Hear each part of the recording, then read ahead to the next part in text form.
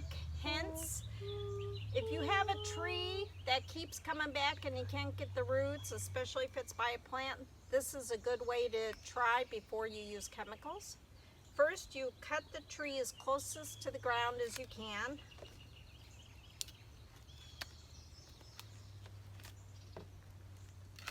And these came from Aldi's, by the way, at a really cheap price. Okay, then dig around it. Don't cut anymore. Then you dig around. Now, it's important that you use black because black keeps the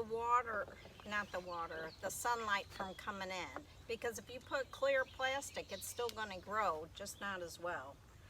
Okay, once that's exposed, you're going to cover this up, rubber band it. Blah.